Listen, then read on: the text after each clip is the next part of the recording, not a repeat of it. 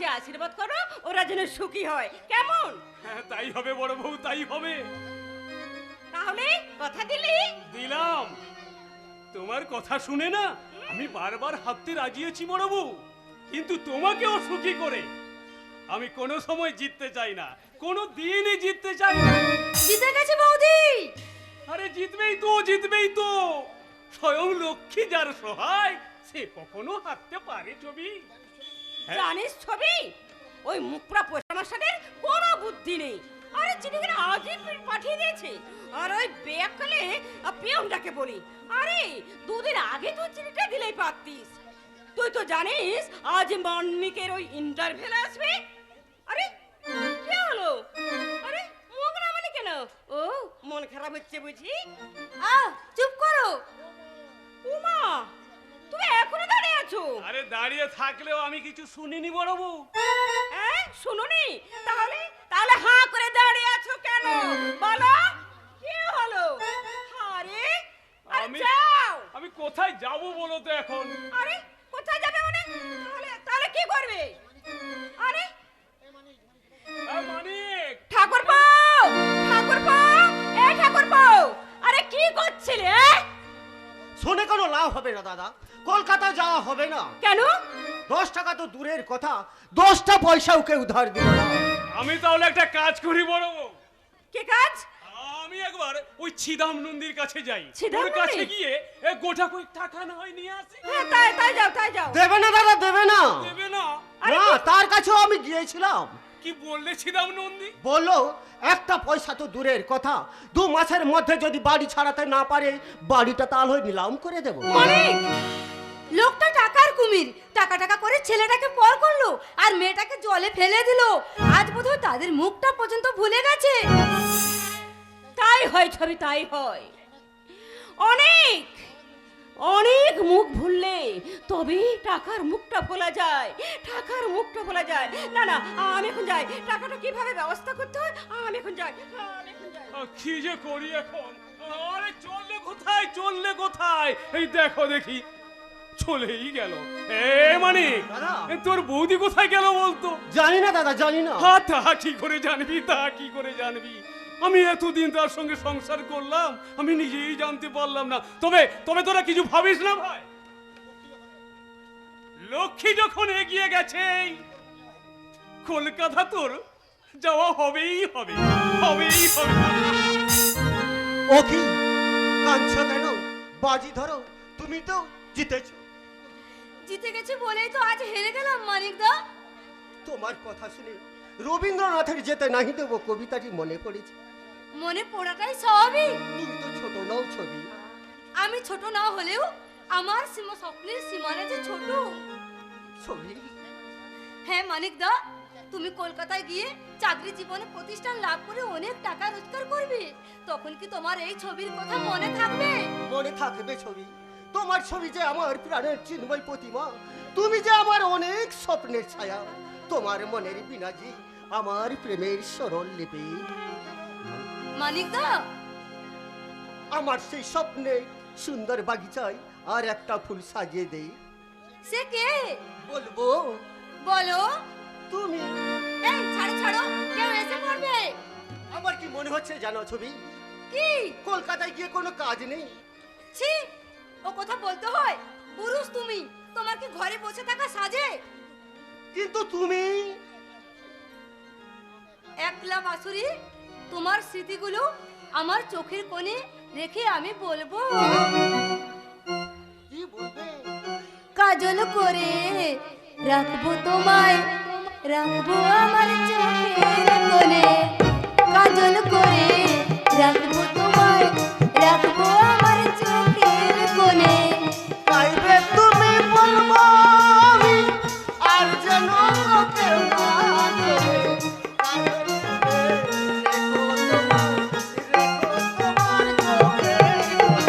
কাজল করে রাখবো তোমায়, রাখবো আমার চোখের কোণে, কাজল করে রাখবো তোমায়, রাখবো আমার চোখের কোণে।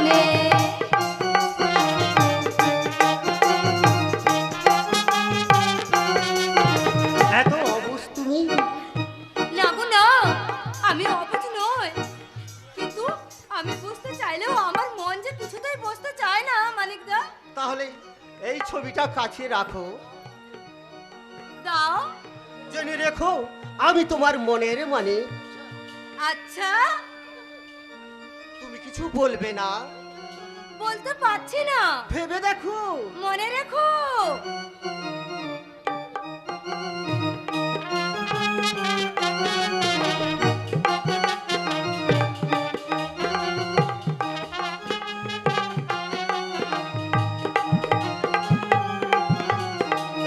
ছবি ছবি চলে গেল, কাকে যে বলে যাব? ছবি হবে বাড়ির ছোট বউ। বৌদি, টাকার ব্যবস্থা আমি করে রেখেছি ঠাকুরপো। না না, মানে আমি ভাবছিলাম কটা বাজে। কটা বাজে? 9টা বাজতে 10 মিনিট। গোলাপ, হ্যাঁ কাকা, মাস্টার মশাই ঘড়িতে দেখে এলাম। কিন্তু টাকার ব্যবস্থা আমি করে রেখেছি ঠাকুরপো। বৌদি আমার জন্য কি আনবে কাকু? কি আনবো বল গোলাপ? একটি সিলেট, দুটি পেন্সিল, ছবি ছড়া বই এনো কাকু, তাতে আছে কাগজি।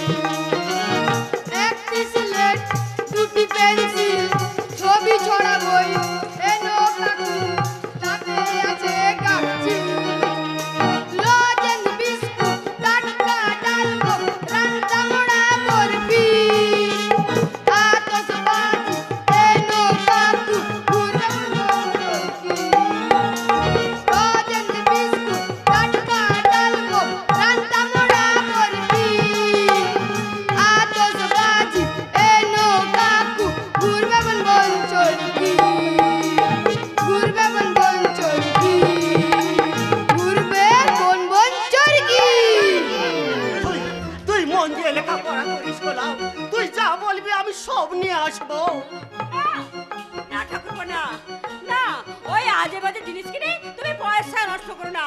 তার চেয়ে একটা ঘড়ি কিনিস মানে? দাদা, ঘড়ি। হ্যাঁ, এত সুন্দর হাতে একটা ঘড়ি না হলে মানায়? তার সঙ্গে কিছু পোশাক আশাক, জুতো, জামা প্যান্ট। হ্যাঁ হ্যাঁ, সবই কিনতে হবে। তাহলে তো আর দেরি করে চলবে না। ওই মুখটা ট্রেনটাকে কোনো বিশ্বাস নেই, কখন যে হুশ করে এসে পড়বে। ঠাকুরপো, তুমি আর দেরি করো না, যাও। থাক থাক, প্রণাম করতে হবে না, তোর যাত্রা শুভ হোক। আসি বৌদি। এসো ভাই, এসো এসো। এই কটা টাকা রেখে দাও ভাই। বৌদি, হ্যাঁ, আশীর্বাদ করি তোমার মনোবাঞ্ছা পূর্ণ হোক। যাও ভাই, বৌদি, যাও। কি হলো? যাও। একই তোমার হাতে সোনার শাখা কোথায়? আজ সকালে তোমার হাতে ছিল। বলো বৌদি, বলো তুমি কার কাছে বিক্রি করে টাকা এনেছো? ঠাকুরপো, ঠাকুরপো, ঠাকুরপো, কোথায় আমি যাবো না, না, চাকরি আমি করবো না। না ঠাকুরপো, না। হ্যাঁ, হ্যাঁ, আমি মজুর খাটবো, দুয়ারে দুয়ারে ভিক্ষা করবো, তাতে যদি পেট না ভরে সবাই মিলে একসঙ্গে উপোস করে মরবো। তবু বৌদির হাতে সোনার শাখা বিক্রি টাকা নিয়ে কলকাতায় আমি যাব না। তুই অবুঝ হোস নি মানিক, অবুঝ হোস না। অবশ্য আমি হইনি দাদা। ঠাকুরপো, কথা শোনো, কথা শোনো ঠাকুরপো, তুমি আমার কথা শোনো। না না বৌদি, কি দারুণ ঝড় উঠেছে আমার মনে। গর্ভধারিণী মাকে আমার মনে নেই, মনে আছে সেই বাল্যকালের স্মৃতি। অসহায় অবোধ শিশু আমি যখন মা মা বলে কেঁদেছি, তখন এই দেবী সব কাজ ফেলে, সব কিছুই ফেলে ছুটে এসে বুকে তুলে নিয়ে মুছে দিত আমার আঁখি। ঠাকুরপো, ওগো দেবী, আমি জানি তুমি মা, আমি জানি তুমি নিজেকে হারাতে পারো, আমি যে পারি না শুনতে তোমার সব হারানোর বাসি। ঠাকুরপো, মা জানো কি রূপে তুমি বৌদি আমায় চাইছে চলার পথে আশিস তোমার। মা জানো কি রূপে তুমি বৌদি আমায় চাইছে চলার পথে আশিস তোমার। তবু যদি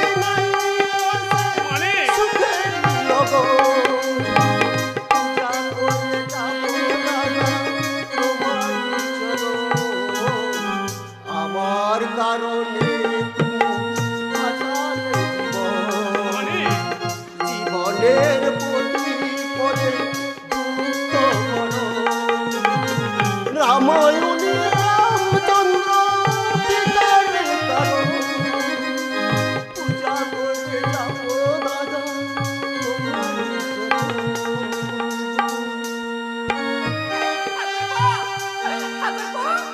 তুমি তুমি আর দেরি করো না ভাই, চলে যাও।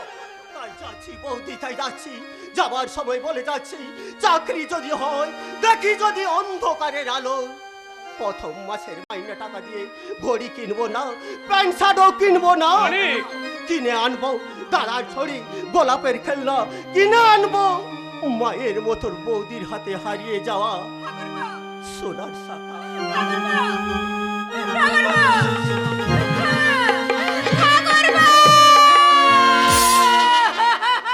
কাঁদছো কেন বড় বউ?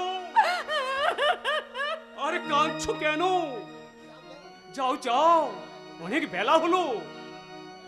মানিকের আবার সকাল সকাল খাওয়ার অভ্যেস, তাই না রে মানিক? আহ, মানিক চলে গেছে। ও ভগবান, আমার বুকটা যেমন খালি হয়ে যাবে, আগে কি জানতাম ছাই। দুর্গা দুর্গা, তুমি মানিককে তাড়াতাড়ি পৌঁছে দে ঠাকুর, ভালোই ভালোই পৌঁছে দিও, পৌঁছে দিও। চলে গেল, চলে গেল মানিক। মানিক আজ আমার কাছ থেকে চলে গেল। একদিন এ বিয়ের পরে বাড়িতে এসে তাকে আমি কোলে তুলে নিয়েছিলাম। আজ আজ সে আমার কোল থেকে নেমে গেল।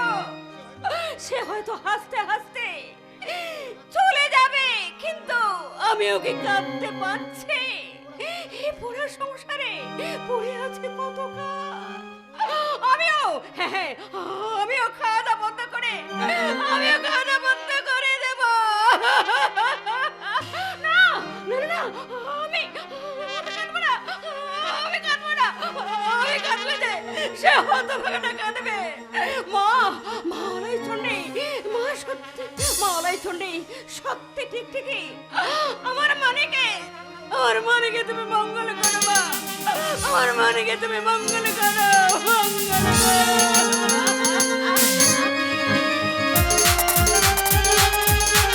करो। ओ मेरी सपनों का ओ राजा, ओ मेरी दिल का है राजकुमार, मैं तो उसकी दीवानी बनूंगी, उससे आने लगे मुझको प्यार, और करती हूँ उसकी अभी इंतजार। अरे क्या है तुझको पता, घटा सावन के घटा सा, घटा सावन के घटा सा, घटा सावन के घटा सा। ओ मेरे सपनों का ओ राजा, ओ मेरी दिल का है राजकुमार, मैं तो उसकी दीवानी बनूंगी, उससे आने लगे मुझको प्यार, अरे कह रही थी उसकी अभी इंतजार। अरे क्या है तुझको पता, घटा सावन के घटा सा, घटा सावन के घटा सा, घटा सावन के घटा सा, घटा सावन के घटा सा। ডাকবো না, আমি কিছুতেই ডাকবো না। আমি দেখি ওই ড্রাইভার এখানে কখন এসে হাজির হয়। এভরিবডি অল করেছে ছোটা। রেফারিকে বল মাঠ থেকে আউট করে দেবে। আরে তুই কোথায় যাচ্ছিস? আমি খেলতে যাচ্ছি। এখন খেলা বন্ধ করে তোকে একটা জায়গায় যেতে হবে। কোথায়? ওই হোটেলে। কেন? ওই যে 500 টাকার খাবার আনতে। 500 টাকার খাবার? হ্যাঁ, প্রীতি ভোজ। ওকে। আরে কি হলো? এই নক্ষত্র শঙ্কর কিন্তু সে খেলাতে নেই। কেন কেন ওই রাজনীতি নিয়ে তুই কি ওটাকে খেলা ভাবছিস নাকি? রাজনীতি খেলা নয়, তবে কিন্তু ওরা আজ রাজনীতি নিয়েই খেলা করছে। ছোটটা তুই কিন্তু হ্যাঁ রে বাপিয়া, হ্যাঁ, রাজনীতি নিয়ে খেলা চলছে বলেই আজ খেলার মধ্যেও রাজনীতির অনুপ্রবেশ ঘটেছে। প্লেয়ার নিয়ে চলছে জুয়াবাজি, প্লেয়ার নিয়ে চলছে দলাদলি, আর তার জন্য ঘটছে কত প্রতিবার অপমৃত্যু। আর ভারতের বুকে ভারতীয় খেলোয়াড়দের মনোবল ভেঙে চুরমার। ছোটদা, হ্যাঁ পাপিয়া, হ্যাঁ, সপ্তাহে 850 গ্রামের চালের ভাতকে ভোর 4টে রেশন দোকানে লাইন দিয়ে এই বেকার জীবনে নিদ্রায় না জেগে জেগে এদেশের মানুষ আজ ক্লান্ত। সে দেশের সম্ভাবনা স্বপ্ন দেখা যায় না। ছোটদা, তুই বাজে বকছিস কেন? তোর কি মনে হয় এই দেশের মানুষ না খেয়ে এখানে শুকিয়ে মরছে? আর মরছে পাপিয়া, মরছে। উপোস করেই আছে এদেশের কোটি কোটি মানুষ। এফসাদ, তোর কথাগুলো আমি কিছুতে বিশ্বাস করতে আমি পারছি না। বিশ্বাস বিশ্বাস তোরা করিস, শুধু স্বীকার করিস না। আর তা যদি করতিস, ভারতের কন্ডধাররা বুর্জুয়া পুঁজিপতিরা যদি ওই মানুষগুলোকে মানুষের স্বীকৃতি দিত, তাহলে ওরা আজ কৌপিংসার হয়ে পথে প্রান্তরে খেতে বেড়াতো না। ওদের মাথায় তেল জুড়তো, পেটে ভাত পড়তো, এবং ওদের থেকে জন্ম নিত ইংল্যান্ডের স্ট্যানলি ম্যাথুজের মতন প্লেয়ার, হাঙ্গেরির পুস্কাস, রাশিয়ান তাতুসজিন এবং ব্রাজিলের পেলের মতো শক্তিশালী প্লেয়ার। এ দেশে তা কোনোদিনও সম্ভব হতে পারে না। হই রে পাপিয়া, হই। গোষ্ঠপাল সেই জন্মেছিলেন ভারতের ফুটবল ক্রীড়ামোদীদের অবাক করে দিতে। এই বাংলাদেশে মাথা তুলেছিলেন ফুটবল ম্যাজিশিয়ান সামাদ, অতীতের রসেদ। আর বলাই কি কিছুই দেয়নি আমাদের। 2-4 জন কথা বাদ দিলাম, বাকি প্লেয়াররা তারা কি পাচ্ছে এই দেশ থেকে? খেলোয়াড়দের খেলা দেখে তোরা হাততালি দিস, কিন্তু তারা কি খায় তার খোঁজটা রাখিস? তুই এইভাবে চিৎকার করছিস কেন? শুধু আমি নই রে পাপিয়া, শুধু আমি নই।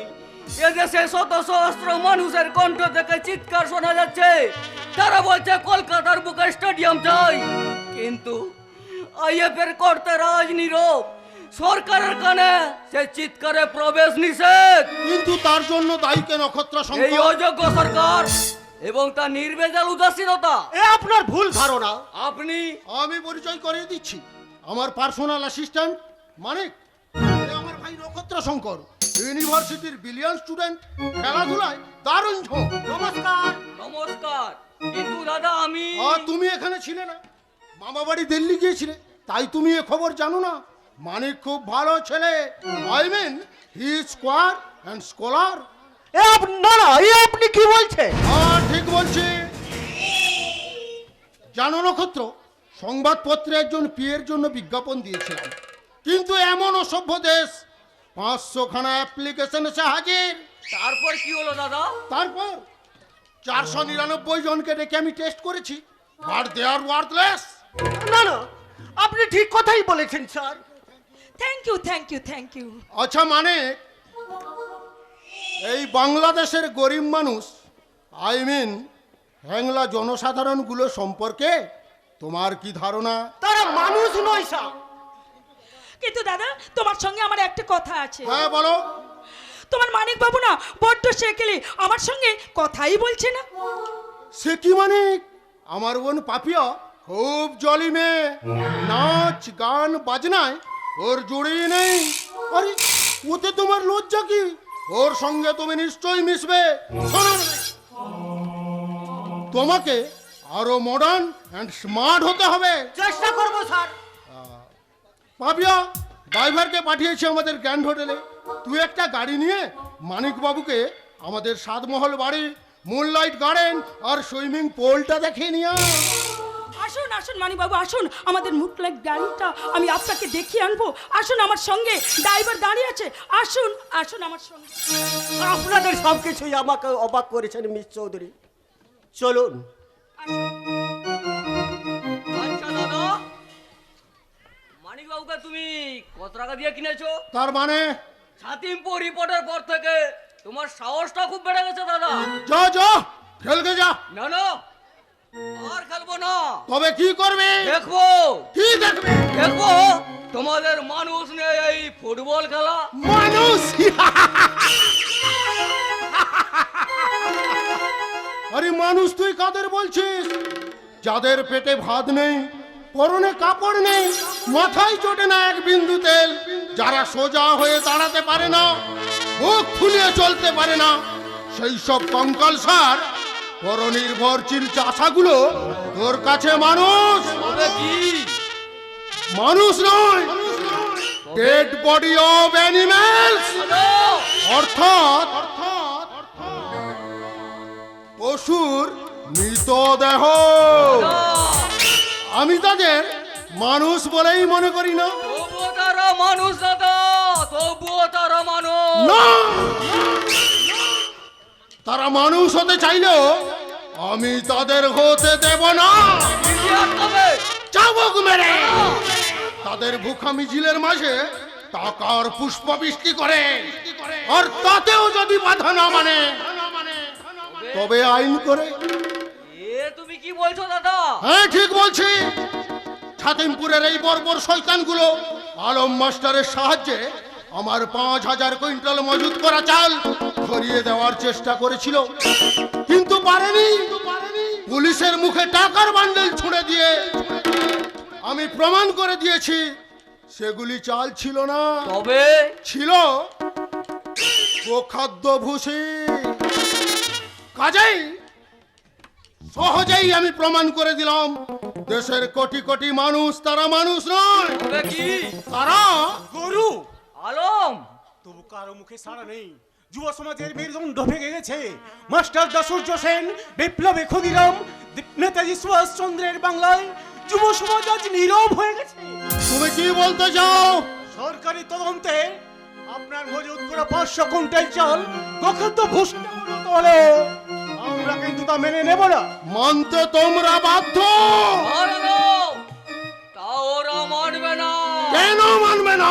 আমরা ছাতিমপুর অঞ্চলের অধিবাসীরা তথা বাংলার সংখ্যাতীতা মানুষ জানি যে এই আপনার মতো পুঁজিপতিদের জন্য দেশে আজ কৃত্রিম দুর্ভিক্ষের সৃষ্টি হয়েছে। আলম, আলম, নেমে আয় নক্ষত্র।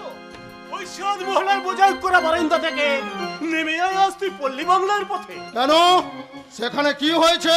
কৃত্রিম দুর্ভিক্ষের তাণ্ডব নৃত্য শুরু হয়েছে। আলম, মাথার ঘাম পায়ে ফেলে জলে ভিজে রোদে পুড়ে যে কৃষকের দল আবাদ করলো মাঠের পর মাঠ, যাদের অক্লান্ত মেহনতের ফলে উসর জমি হয়ে উঠলো উর্বর, ভেসে উঠলো সোনার বরুন্ধর। আস্তারা উপোস করছে। এক কুলো চিনি আর এক বিন্দু সাবর পাবে কিষানির কুলে শুকিয়ে মরছে। তাদের নাড়ি ছিঁড়া ধর বাংলার লক্ষ্মীরাজ আপনার দুয়ারে ডুকরে ডুকরে কাঁদছে। সে তাদের ভাগ্যের দোষ। না না তবে সে তাদের ভাগ্যের দোষ নয়, এ হচ্ছে ধনতান্ত্রিক রাষ্ট্রের চক্রান্ত আর বর্জীয় সাম্রাজ্যবাদীদের গুপ্ত ষড়যন্ত্রের খেলা। সাবধান হয়ে কথা বলো আলম। তার আগে আপনি সাবধান হয়ে কথা বলুন চৌধুরী মশাই। আলম, দেশের মানুষের ঘুম ভেঙেছে। তারা জানতে পেরেছে আপনার কৃত্রিম দুর্ভিক্ষের সৃষ্টি বাকি ইতিহাস। ও চমৎকার আলম, চমৎকার। তুমি থামো নক্ষত্র। এই নক্ষত্র থামলেও এই কক্ষচ্যুত জনতার উল্কাজ থেমে থাকবে না। তারা দেখেছে ইন্দোনেশিয়াকে, তারা দেখেছে বিপ্লবী ভিয়েতনামকে, তারা দেখেছে আফ্রিকার নিগ্রহ নির্যাতন। বিশ্বের মানব গোষ্ঠী স্তম্ভিত হয়ে গেছে রবার্ট কেনেডির মুখের রক্ত দেখে।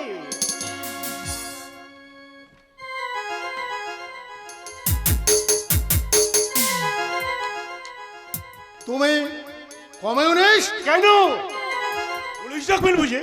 না, তবে বাড়ি থেকে ঘাড় ধাক্কা দিয়ে বার করে দেব। ওর অপরাধ। ও দেশদ্রোহী। আলম, সরকার আর দেশ এক নয় চৌধুরী মশাই। বেরিয়ে যাও, বেরিয়ে যাও এখান থেকে। হ্যাঁ নিশ্চয় যাবো। তবে যাওয়ার আগে জেনে যাবো চৌধুরী মশাই, এই ছাতিমপুর অঞ্চল থেকে কৃত্রিম দুর্ভিক্ষ দূর করার জন্য আপনার কি কিছুই করার নেই? না, কিছুই করবার নেই। এই জন্য 2000 সাঁওতালকে ভিটে থেকে উচ্ছেদ করে ফ্যাক্টরি বানানোর যে পরিকল্পনা আপনি করেছেন, তা আমি বাস্তবে রূপায়িত করব। সরকার আপনার যে 500 বিঘা জমি খাস বলে ঘোষণা করেছেন, তার 1 কাঠা জমিরও আমি হ্যাংলা চাষিদের পেতে দেব না। সে জমি আমি বিক্রি করে দেব। পারবে না দাদা, পারবে না। তারা বাধা দেবে। এই ছাতিমপুর অঞ্চলের ভূমিহীন কৃষকেরা, আলাম! হ্যাঁ, চৌধুরী মশাই, এই ছাতিমপুর অঞ্চলের নিরন্ন কৃষক গোষ্ঠীর প্রতিনিধি বুনিয়াদী বিদ্যালয়ের শিক্ষক এই আব্দুল আলম দেশের মুখ থেকে কৃত্রিম দুর্ভিক্ষ দূর করতে, ফিরিয়ে আনতে কালোবাজারিদের কালো টাকার কারসাজি সরকারি খাতে 500 বিঘা জমি ভূমিহীন কৃষকদের মধ্যে বন্টন করে দিতে আপনাদের সঙ্গে আমাদের চলবে আপোষহীন আমরণ সংগ্রাম।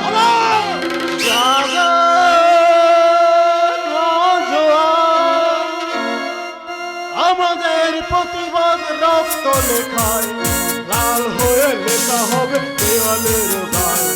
শুরু হোক সত্যের সংগ্রাম, সংগ্রাম, সংগ্রাম,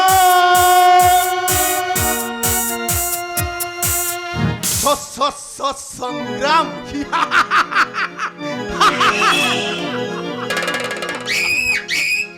20 বছর ধরে যে কংক্রিট আমি তৈরি করেছি তাকে সহজেই ভেঙে গুড়িয়ে দিতে চায় এই ইডিয়েট আলম মাস্টার। ওই লোকটাকে শাস্তি করা উচিত, দেব কারণ ওই লোকটা হচ্ছে একটা স্ট্রিট বেকার। দেব রে বোন, দেব। মেঘ হয়ে যখন আকাশ ছেয়ে ফেলেছি তখন বজ্র বিদ্যুৎ তো হানবই। যাক, তুই বেশি বকিস না, এখন তুই খেল গিয়ে যাক। বল এখন আমাদের আয়ত্তের বাইরে। তার মানে বিপ্লবের বল জনতার পায়ে। নক্ষত্র শঙ্কর, যতই তোমরা ডিফেন্স শক্ত করো, মিছিলের প্লেয়ার লম্বা হাতে থ্রো করেছে। আইনের সবার কাজ জাগরণ চমৎকার বল কাটে নিয়ে আসছে, তোমাদের প্লেয়ার অফসাইডে চান্স দিচ্ছে, কিন্তু না, জনতার গ্রাস কাটিং কিক করলো, গোলকিপার ফেল, শোষণের নেট দুপাক, বিদ্রোহীরা পারি হুইসেল দিল, জনতা চিৎকার করে বলল গোল, গোল, গোল। ননসেন্স। উফ, ছোটটা না একেবারে কমিশনার হয়ে গেছে।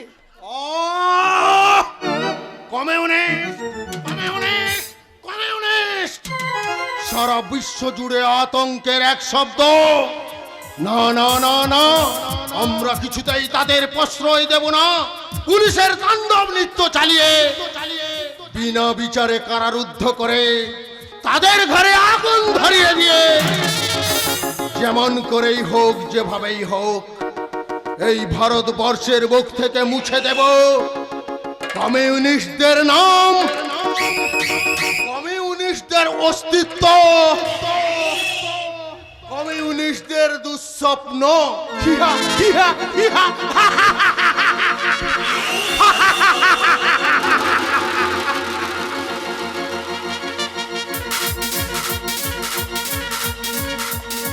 ও পিউ কাহা ডাকছি, মরি মরি আহারি ডাকে পিউ কাহারি, বলি আজ কাহারি মনে কি যে চায়। মরি মরি আহারি ডাকে পিউ কাহারি, বলি আজ কাহারি মনে কি যে চায়। মরি মরি আহারি ডাকে পিউ কাহারি, বলি আজ কাহারি মনে কি যে চায়।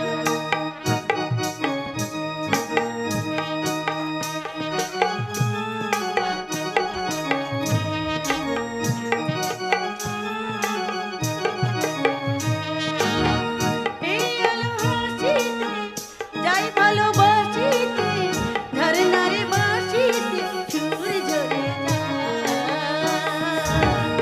এই আলো হাসিতে